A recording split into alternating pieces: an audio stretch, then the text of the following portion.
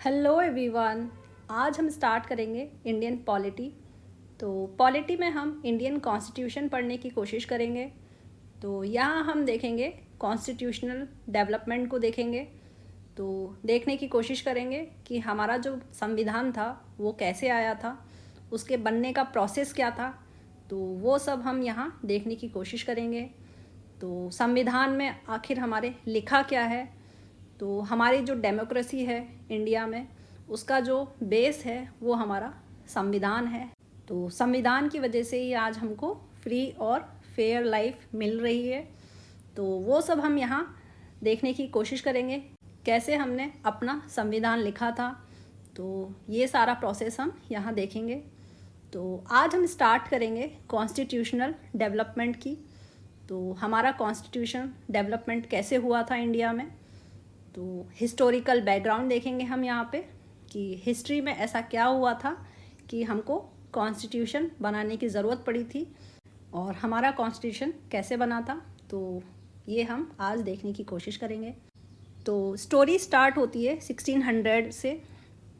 तो 1600 में क्या हुआ था, ईस्ट इंडिया कंपनी को एक चार्टर मिला था। ब्रिटिश जो ये ईस्ट इंडिया कंपनी थी वो कहाँ की थी, ब्रिटिशर्स थे ये। तो यहाँ पे क्या है, ब्रिटेन की रानी ने क्या था, ईस्ट इंडिया कंपनी को एक चार्टर दिया था। कहाँ पे, ईस्ट में ट्रेड करने के लिए। ये क्या है, एक ट्रेडिंग कंपनी हुआ करती थी। इनको ट्रेड करने का चार्टर मिला था इंडिया में। बेसिकली इनको ईस्ट साइड में जो था, ब्रिटेन के जो ईस्ट साइड में ट्रेड करने का इनको चार्टर मिला था। तो 1608 में ये भारत आए सूरत में। देन उसके बाद क्या था, 1611 में इन्होंने क्या था, फर्स्ट फैक्ट्री को यहाँ पे सेटअप किया था। फर्स्ट फैक्ट्री इन्होंने बनाई थी कहाँ, मसूलीपट्टनम में। फैक्ट्री यहाँ पे क्या है, बेसिकली एक गोडाउन हुआ करता था जहाँ पे जो गुड्स हुआ करते थे, सामान हुआ करता था, उसको स्टोर किया जाता था फॉर एक्सपोर्ट। और यहाँ से फैक्ट्री से क्या था, एक्सपोर्ट इंपोर्ट किया जाता था सामान को, गुड्स को। तो यहाँ पे क्या था, 1611 में ये ट्रेडिंग कंपनी बन के आई थी। और धीरे धीरे क्या था, ट्रेडिंग कंपनी से ये क्या था, एडमिनिस्ट्रेशन की तरफ भी जाने लगे थे। और ये काफ़ी क्विक प्रोसेस नहीं था, काफ़ी लंबा प्रोसेस था ये। तो यहाँ पे धीरे धीरे क्या था, ट्रेड को इन्होंने एक्सपेंड किया था ईस्ट इंडिया कंपनी ने। और आफ्टर क्या था, बैटल ऑफ प्लासी, ये हम हिस्ट्री में पढ़े थे।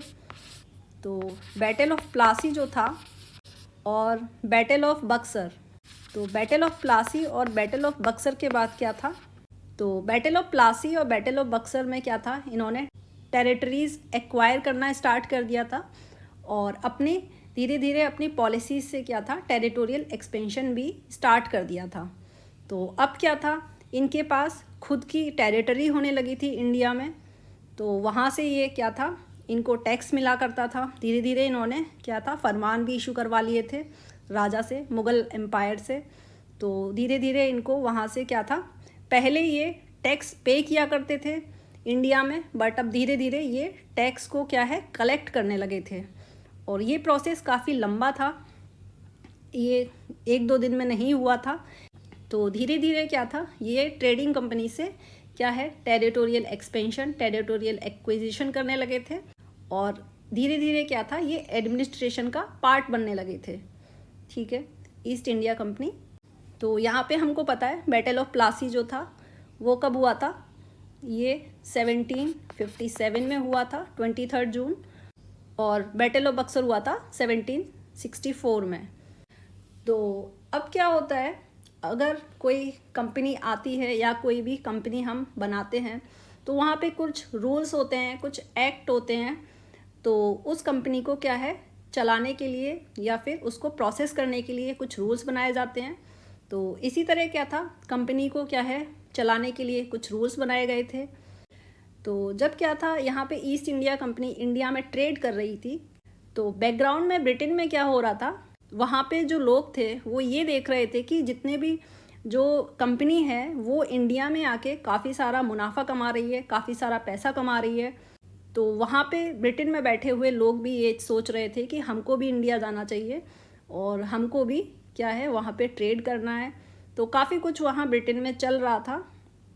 और फिर इधर कंपनी में क्या चल रहा था, कंपनी में काफ़ी सारा पैसा आ रहा था, बट क्या है, जितना पैसा आ रहा था उतना ही यहाँ पे करप्शन भी देखने को मिल रहा था।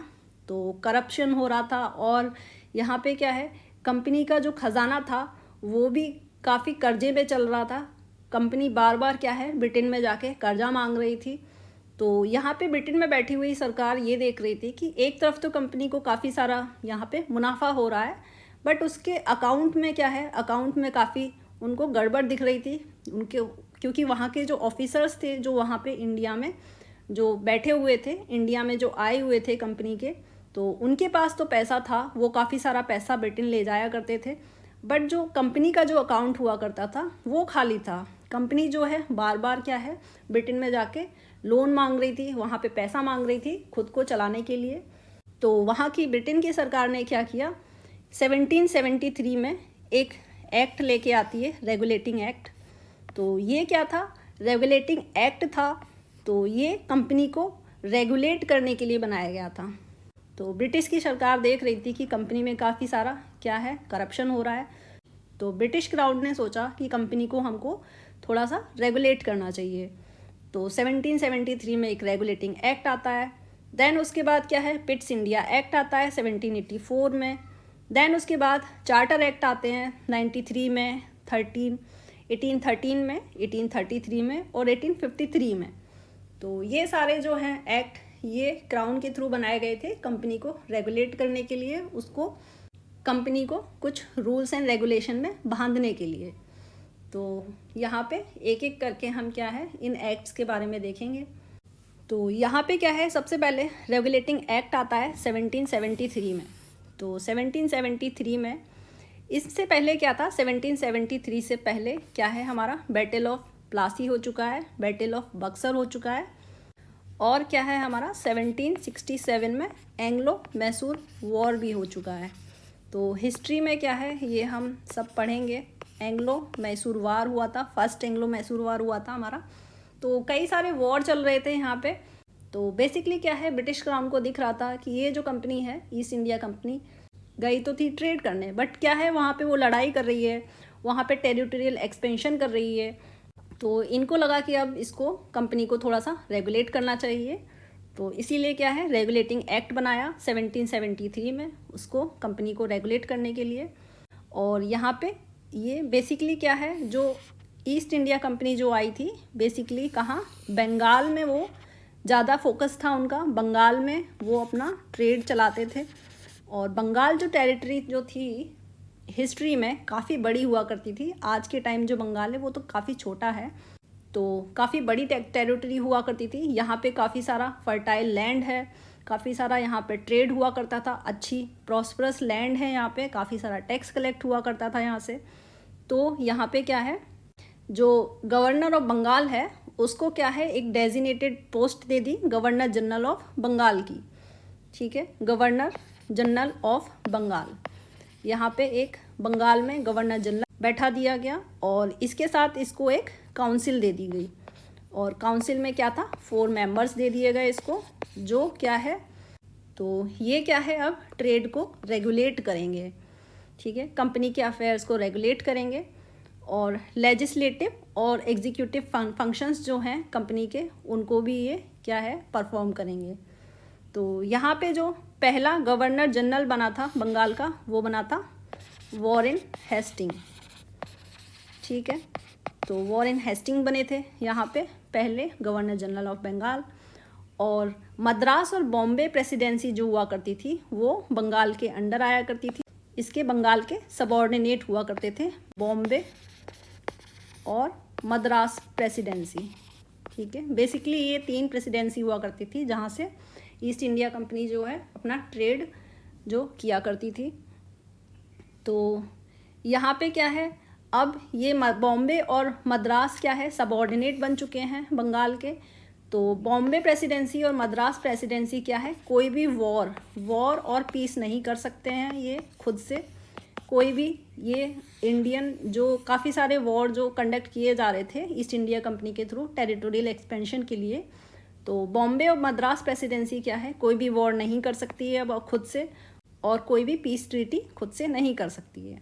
अगर कोई वॉर और पीस ट्रीटी की जाएगी तो वो बंगाल के ऑर्डर के थ्रू की जाएगी, ऐसा यहाँ पे लिखा गया था इस एक्ट में। देन उसके बाद क्या है, 1774 में क्या है, एक सुप्रीम कोर्ट फॉर्म किया गया। यहाँ पे 1774 में एक सुप्रीम कोर्ट बनाया गया। जुडिशियल लॉ बनाने के लिए सुप्रीम कोर्ट बनाया गया 1774 में। और यहाँ पे क्या है, एक चीफ जस्टिस हुआ करते थे और क्या थे, +3 मेंबर्स हुआ करते थे। तो यहाँ पे 4 मेंबर्स थे, टोटल 4 मेंबर्स हुआ करते थे। सुप्रीम कोर्ट बनाई गई। और सुप्रीम कोर्ट में क्या है, फर्स्ट चीफ जस्टिस कौन बने थे, एलिजा इम्फे।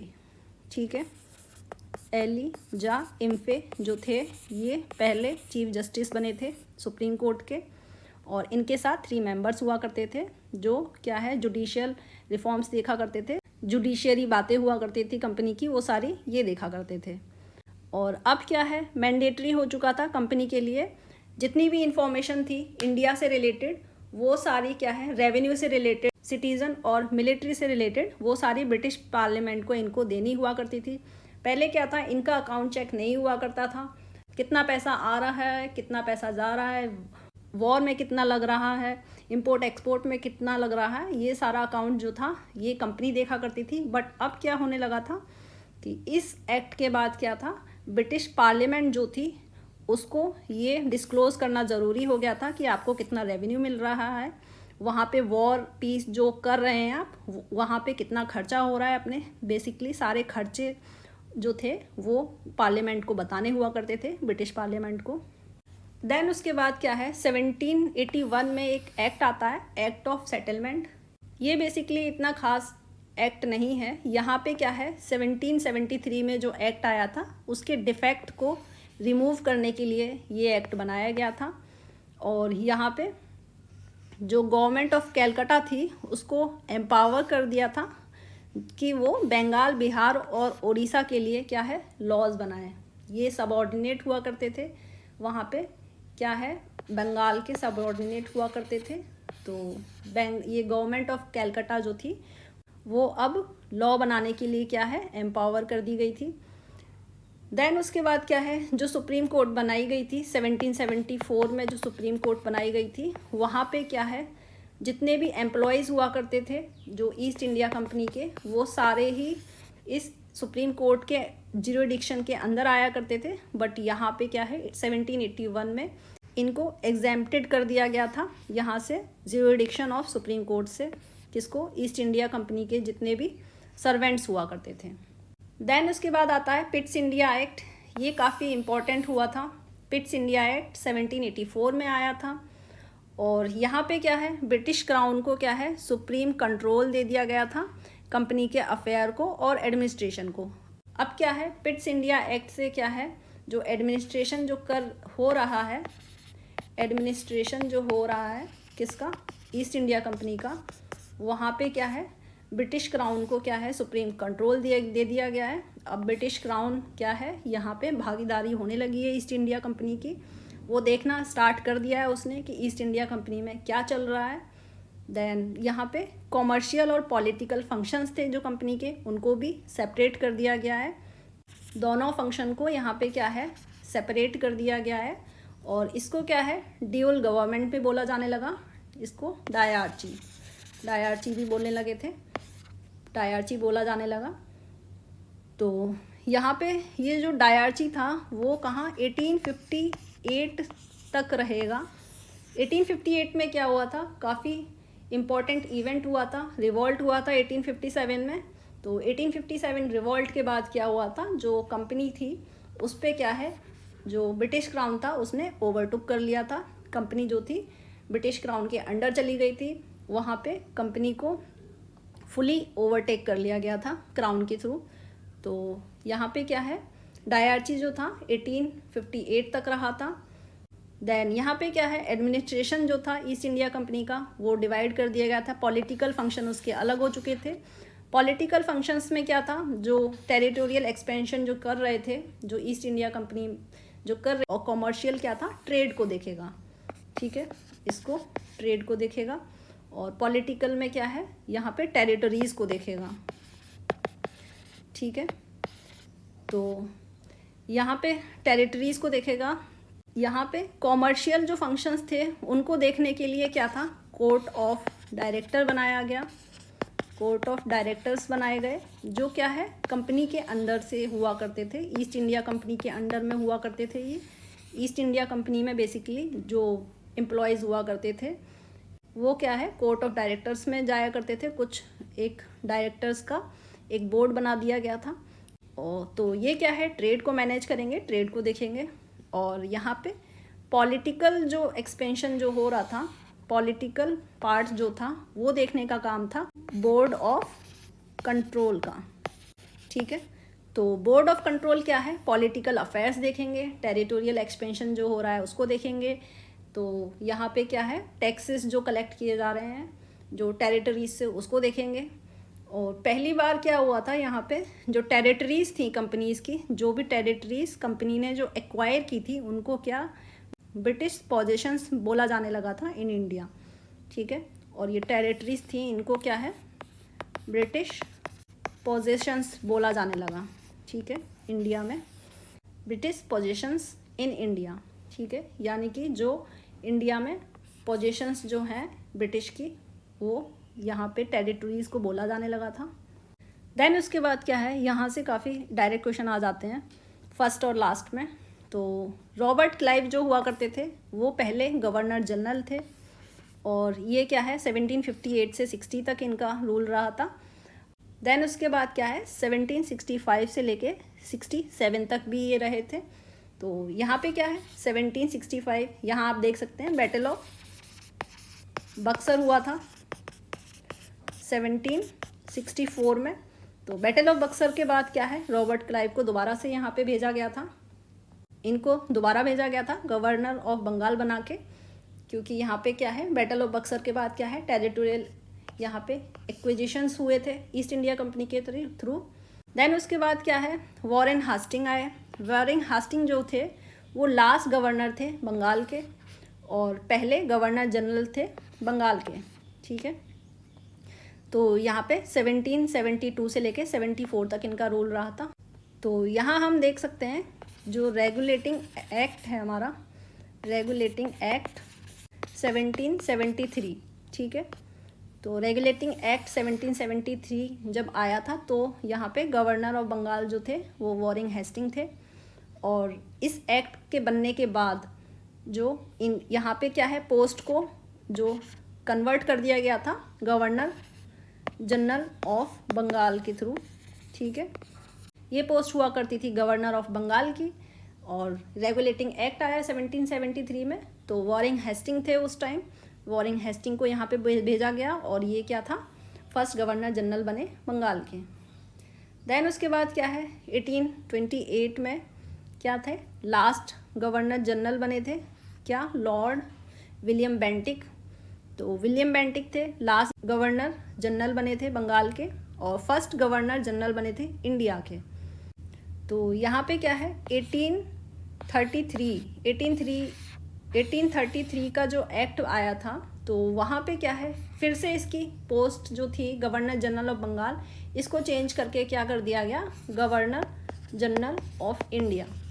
ठीक है, तो ये पहले क्या हुआ करता था गवर्नर ऑफ बंगाल हुआ करते थे पोस्ट, और फिर उसके बाद गवर्नर जनरल ऑफ बंगाल कर दी गई 1773 के बाद। देन उसके बाद 1833 के बाद इस पोस्ट का नाम कर दिया गया गवर्नर जनरल ऑफ इंडिया, और पहले गवर्नर जनरल ऑफ इंडिया बने थे लॉर्ड विलियम बेंटिक। देन उसके बाद क्या था लॉर्ड कैनिंग आए। तो लॉर्ड कैनिंग आए 1856 से लेके 58 तक ये क्या रहे थे गवर्नर जनरल ऑफ इंडिया बन के रहे थे ये, और क्या है ये last governor general of India रहे थे। देन उसके बाद क्या है फिर 1858 का एक्ट आया, चार्टर एक्ट आया। तो 1858 में क्या है इस पोस्ट का नाम फिर से बदल के क्या कर दिया गया वाइसरॉय कर दिया गया। ये 1858 कब आया आफ्टर रिवॉल्ट ऑफ 1857। तो रिवॉल्ट ऑफ 1857 के बाद क्या था, कंपनी का यहाँ पे रूल ख़त्म हो चुका था और क्राउन ने क्या है ओवरटूक कर लिया था कंपनी को। देन उसके बाद क्या है, क्राउन के थ्रू क्या है, ये इस पोस्ट का नाम कर दिया गया वाइसरॉय ऑफ इंडिया। और वाइसरॉय ऑफ इंडिया जो था डायरेक्टली रिस्पॉन्सिबल हुआ करता था किसको, क्राउन को, ब्रिटिश क्राउन को, ठीक है। देन उसके बाद क्या है, यहाँ पे फर्स्ट वाइसरॉय बने थे कौन, लॉर्ड कैनिंग बने थे। देन उसके बाद लास्ट जो वाइसरॉय बने थे वो बने थे माउंट बैटन जो थे वो लास्ट वाइसरॉय बने थे। और पहले गवर्नर जनरल भी बने थे, ये governor general of independent India, ठीक है, इंडिपेंडेंट इंडिया। और ये 1947 में ये governor general of independent India बने थे, ठीक है। तो आज़ादी मिल चुकी थी हमको यहाँ पे, तो इंडिपेंडेंट एक्ट आ चुका था 1947 में। तो उसके बाद क्या है, ये माउंट बैटन उस टाइम क्या थे, वाइसरॉय हुआ करते थे, तो इनकी पोस्ट को कन्वर्ट करके क्या governor general of independent India कर दिया गया। और पहले और लास्ट इंडियन जो थे, जो governor general of independent India बने थे, वो थे सी राजगोपालाचारी। तो ये काफ़ी इम्पोर्टेंट है, ये काफ़ी बार पूछा भी गया है प्रीवियस ईयर में। देन इसके बाद क्या है, हमारा चार्टर एक्ट आता है 1813, ये भी काफ़ी इम्पोर्टेंट था। 1813 में क्या हुआ, चाय और चाइना को छोड़ के जितना भी ट्रेड हुआ करता था ईस्ट इंडिया कंपनी का, उसको बंद कर दिया गया। तो यहाँ पे क्या था, सिर्फ चाय और चाइना के साथ ये ईस्ट इंडिया कंपनी जो थी ट्रेड कर सकती थी, बाकी का जितना भी ट्रेड था इंडिया के साथ वो सारा ख़त्म कर दिया गया था, यहाँ पे एंड कर दिया गया था। और यहाँ एक मेजर डेवलपमेंट हुआ था एजुकेशन में क्या है, 1 लाख रुपीज़ था, 1 लाख रुपीज़ को क्या है यहाँ पे एजुकेशन के लिए अप्रूव किए गए थे। एजुकेशन में बेसिकली यहाँ पे एजुकेशन से मतलब था वेस्टर्न एजुकेशन। तो ब्रिटिशर्स क्या थे जो वेस्टर्न एजुकेशन को प्रमोट किया करते थे यहाँ पे। देन उसके बाद क्या था, यहाँ पे ब्रिटिश क्राउन का जो था सॉवरेनिटी हो गई थी। ब्रिटिश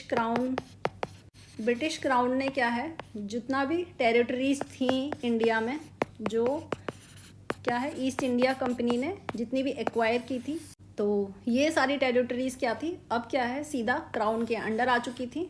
क्योंकि यहाँ पे जो यहाँ पे ईस्ट इंडिया कंपनी थी वो ट्रेडिंग कंपनी अब नहीं रही थी एक्सेप्ट टी एंड चाइना। तो यहाँ पे जितनी भी टेरिटरीज जो थी वो अब डायरेक्टली क्राउन के अंडर आ चुकी थी। तो यहाँ पे क्या है, एक इम्पॉर्टेंट डेवलपमेंट भी हुआ था, जो क्रिश्चियन मिशनरीज हुआ करती थी उनको भी यहाँ पे इंडिया पे आके क्रिश्चियनिटी को प्रोपोगेशन के लिए यहाँ पे अलाउ कर दिया गया था। अब क्या है, क्रिश्चियन मिशनरीज इंडिया आने लगी थी और अपने धर्म का प्रचार करने लगी थी। और लोकल ऑटोनोमस बॉडीज़ थी, उनको भी टैक्स लेवी करने का क्या है परमिशन मिल चुका था। ये सारा डेवलपमेंट हुआ था चार्टर एक्ट 1813 में। देन उसके बाद आता है चार्टर एक्ट 1833। तो 1833 का जो चार्टर एक्ट है उसको सेंट हेलिना एक्ट भी बोला जाता है। देन 33 में क्या हुआ, 1833 में ये फाइनल स्टेप था सेंट्रलाइजेशन के लिए। क्योंकि अभी तक क्या था, 1813 में क्या था, जो ईस्ट इंडिया कंपनी को क्या है ट्रेड डिसबैंड कर दिया गया था इनका, एक्सेप्ट चाइना और चाय। यहाँ पे 33 में क्या हुआ था, 1833 में जो चाइना और चाय का जो ट्रेड था वो भी इनसे ले लिया गया, इनसे छीन लिया गया। अब जो ईस्ट इंडिया कंपनी थी वो प्योरली क्या है एडमिनिस्ट्रेटिव बॉडी बन चुकी थी। अब क्या है, कॉमर्शियल फंक्शन इनका नहीं हुआ करता था, अब ये कोई भी ट्रेड नहीं करेंगे। अब क्या है, इनका काम बचा था, जो पोजीशंस जो इंडिया में थी इनकी, जो टेरिटोरियल एक्सपेंशन जो था उनको गवर्न करने का इनका काम हो चुका था। अब ये प्योरली एडमिनिस्ट्रेटिव बॉडी बन चुकी थी। और यहाँ पे क्या है, गवर्नर जनरल ऑफ बंगाल था, उसको गवर्नर जनरल ऑफ इंडिया बना दिया गया, ये भी हम देख चुके थे। देन इसके बाद गवर्नर जनरल जो बंगाल का था, इसके अंडर क्या है काउंसिल हुआ करती थी, ठीक है, गवर्न करने के लिए। और इस काउंसिल में क्या है, पहले 3 मेंबर्स हुआ करते थे, अब क्या है +1 मेंबर और इसको ऐड कर दिया गया है। और ये 1 मेंबर कौन था, लॉ मेंबर हुआ करता था। फोर्थ मेंबर जो हुआ करता था वो लॉ मेंबर हुआ करता था। और ये law member, first law member कौन थे? मकॉली फर्स्ट लॉ मेंबर थे under council of governor general of Bengal. Then इसके बाद 1843 में स्लेवरी को भी डिसबैंड कर दिया गया, स्लेवरी को अबॉलिश कर दिया गया यहाँ पे। देन उसके बाद क्या है, यहाँ पे ये भी देखने को मिला है कि जो डिस्क्रिमिनेशन हुआ करता था गवर्नमेंट जॉब में, उसको भी यहाँ पे क्या है, हटा दिया गया है। यहाँ पे अंडर सेक्शन 87 ऑफ एक्ट यहाँ पे डिस्क्रिमिनेशन को क्या है, इलीगल कर दिया गया है, इलीगल करार कर दिया गया है। और ये क्या है, हमारे आज जो हमारे संविधान में आर्टिकल 15 है उसकी नींव बनी थी। यहाँ पे चार्टर एक्ट 1833 में आर्टिकल 15 की नींव रखी गई थी। डिस्क्रिमिनेशन जो था गवर्नमेंट जॉब में on basis of religion, birth place, race और कलर, इसको क्या है, ख़त्म कर दिया गया था। तो ये क्या है, आर्टिकल 15 जो आज है हमारा, वो यहाँ पे इसकी नींव 1833 में रख दी गई थी। देन उसके बाद क्या है, गवर्नर जनरल जो हुआ करते थे उनको क्या है, ऑथराइज़ किया गया था उनको अपॉइंट करने के लिए लॉ कमीशन, एक लॉ कमीशन को अपॉइंट करने के लिए गवर्नर जनरल जो थे किसके, बंगाल के, उनको क्या है, ऑथराइज़ कर दिया गया था। ये लॉ कमीशन को अब अपॉइंट कर सकते थे। देन उसके बाद क्या है, चार्टर एक्ट 1853 आता है। 1853 में क्या है, यहाँ पे लेजिस्लेटिव और एग्जीक्यूटिव फंक्शन जो थे कंपनी के, उनको सेपरेट किया गया। गवर्नर जनरल की जो काउंसिल हुआ करती थी वहाँ पे लेजिस्लेटिव और एग्जीक्यूटिव जो फंक्शंस हुआ करते थे 1833 तक क्या था, ये काउंसिल के अंडर हुआ करती थी। जितने भी फंक्शंस हुआ करते थे वो गवर्नर जनरल देखा करते थे, उनकी काउंसिल देखा करती थी। बट अब क्या था, 1853 में दोनों को अलग कर दिया गया, लेजिस्लेटिव फंक्शन अलग कर दिए गए, एग्जीक्यूटिव फंक्शन अलग कर दिए गए। यानी कि जो लॉ बनाएंगे उनको अलग कर दिया गया और एग्जीक्यूटिव जो एग्जीक्यूट करेंगे लॉ को, उनको अलग कर दिया गया। अब पहली बार इनको क्या है, ईस्ट इंडिया कंपनी को ज़रूरत यहाँ पे महसूस पड़ी कि लॉ बनाने वाले अलग होने चाहिए और उनको इम्प्लीमेंट करने वाले अलग होने चाहिए। तो यहाँ पे क्या है, एक सेपरेट इंडियन लेजिस्लेटिव काउंसिल बनाई गई लॉ मेकिंग के लिए। तो यहाँ पे क्या है, देख सकते हैं सेपरेशन हुई किसकी, पावर की सेपरेशन हो गई। पहले क्या है, पावर को सेंट्रलाइज रखा गया था, सारी पावर गवर्नर जनरल को दी गई थी। अब क्या है, यहाँ पे सेपरेशन ऑफ पावर कर दी गई। और यहाँ पे जो लेजिस्लेटिव काउंसिल जो थी यहाँ पे लॉ मेकिंग के लिए, वहाँ पे 6 मेंबर को अपॉइंट किया गया, 6 मेंबर हुआ करते थे यहाँ पे। प्लस क्या है, यहाँ पे ओपन कंपटीशन सिस्टम जो था सिविल सर्वेंट्स के लिए, वो भी यहाँ पे ओपन कर दिया गया। अब क्या है, इंडियंस और यूरोपियंस दोनों ही क्या है, कंपटीशन में भाग ले सकते थे। इससे पहले क्या था, 1853 से पहले क्या था, जो सिविल सर्वेंट्स थे उनको क्या है, कंपटीशन के थ्रू नहीं अपॉइंट किया जाता था, उनको क्या है, बाय कंपनी के थ्रू अपॉइंट किया जाता था।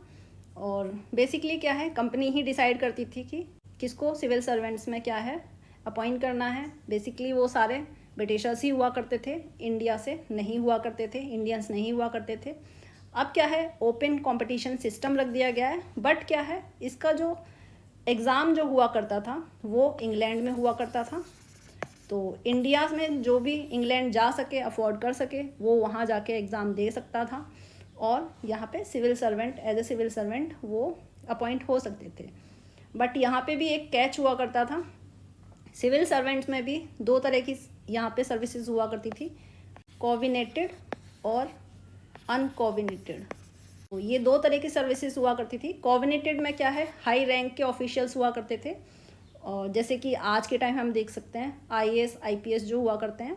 और अनकोविनेटेड में क्या है, जो बाकी की जितनी भी सर्विसेज हुआ करती थी, सेंट्रल सर्विसेज जो बेसिकली हम बोल सकते हैं, तो वो सारे अनकोविनेटेड में हुआ करती थी। तो यहाँ पे क्या है, अब यहाँ पे कोविनेटेड सर्विस जो हुआ करती थी वहाँ पे भी इंडियंस को अलाउ कर दिया गया था। अभी तक क्या है, 1833 तक अलाउ नहीं किया जाता था इनको कोविनेटेड सर्विसेज में, अब यहाँ पे इंडियंस भी अलाउ कर दिए गए हैं 1853 के बाद। देन यहाँ पे एक चीज़ और है, 1833 से पहले के जितने भी एक्ट हुआ करते थे वो बोले जाते थे रेगुलेशन एक्ट, रेगुलेटिंग एक्ट या फिर रेगुलेशन एक्ट बोला जाता था उनको, क्योंकि ये क्या है, कंपनी को रेगुलेट किया करते थे। यहाँ पे हम देख सकते हैं 1833 से पहले 1813 तक क्या था, जो कंपनी के पास क्या था, कुछ ट्रेड करने की पावर रही थी 1833 तक। 1833 के बाद क्या है, वो पूरी तरह से कंपनी को डिसबैंड कर दिया गया था। तो अब क्या है, जितने भी लॉज बनाए जा रहे थे 1833 के बाद, उनको क्या है, एक्ट्स बोला जाने लगा, क्योंकि अब कंपनी तो रही नहीं है, तो रेगुलेट तो हम करेंगे नहीं किसी को। तो अब ये थे क्राउन के थ्रू बनाए जा रहे थे, तो इनको एक्ट बोला जाने लगा। अब ये क्या है, यहाँ पे टेरिटोरीज़ को यहाँ पे इनको चलाने के लिए एक्ट बनाए जाने लगे थे। एडमिनिस्ट्रेशन, यहाँ पे एडमिनिस्ट्रेशन होने लगा था, एडमिनिस्ट्रेटिव बॉडी हो गई थी ईस्ट इंडिया कंपनी। तो कॉमर्शियल तो अब रही नहीं थी। तो ये 1833 से पहले क्या है, कॉमर्शियल बॉडी हुआ करती थी, इसलिए इसको रेगुलेशन एक्ट बोला जाता था। 1833 से पहले जितने भी एक्ट बनाए गए थे, और 1833 के बाद के एक्ट को क्या है, एक्ट बोला जाने लगा। देन यहाँ पे क्या था, 1833 में एक चीज़ और हुई थी, जो लॉज थे उनको कोडिफाई किया जाने लगा। अब क्या है, यहाँ पे ब्रिटिशर्स को लगने लगा था कि जो यहाँ पे लॉज हैं, रूल्स हैं, लॉज हैं, उनको क्या है, लिख देना चाहिए कहीं पे, कोडिफाई कर देना चाहिए कहीं पे। क्योंकि पहले क्या था, लॉज को कोडिफाई नहीं किया जाता था, तो काफ़ी सारे लॉज हुआ करते थे, तो वो पहले लिखे नहीं जाया करते थे। अब क्या है, लिखना शुरू कर दिया था 1833 में लॉज को। देन यहाँ पे क्या है, हम थोड़ा सा इंडियन सिविल सर्विसेज के बारे में देख लेते हैं। तो इसका जो हिस्टोरिकल पर्सपेक्टिव है देख लेते हैं। तो इंडियन सिविल सर्विसेज में क्या है, वॉरेन हेस्टिंग जो हुआ करते थे, वॉरेन हेस्टिंग, तो इन्होंने क्या है, फाउंडेशन रखी थी इंडियन सिविल सर्विसेज की। और चार्ल्स कॉर्नवालिस जो हुआ करते थे, चार्ल्स कॉर्नवालिस, ये फादर हुआ करते थे किसके, इंडियन सिविल सर्विसेज को। इसको क्या है, इंपीरियल सिविल सर्विसेज भी बोला जाता था। तो चार्ल्स कॉर्नवालिस जो थे वो फादर थे इंडियन सिविल सर्विसेज के, और वॉरेन हेस्टिंग ने इसकी फाउंडेशन यानी कि नींव रखी थी। देन उसके बाद चार्ल्स कॉर्नवालिस ने क्या है, रिफॉर्म किए थे सिविल सर्विसेज में, और मॉडर्नाइज भी किया था, मॉडर्नाइज भी किया था सिविल सर्विसेज को। देन यहाँ पे ये अभी हम देख ही चुके हैं, इंडियन सिविल सर्विसेज जो थे वो कोऑर्डिनेटेड और अनकोऑर्डिनेटेड, दो तरह की हुआ करती थी। कोऑर्डिनेटेड में क्या है, हाई ऑफिसर्स हुआ करते थे, अनकोऑर्डिनेटेड में क्या है, बाकी के सारे जितने भी सर्विसेज हुआ करती थी, सेंट्रल सर्विसेज, वो हुआ करती थी।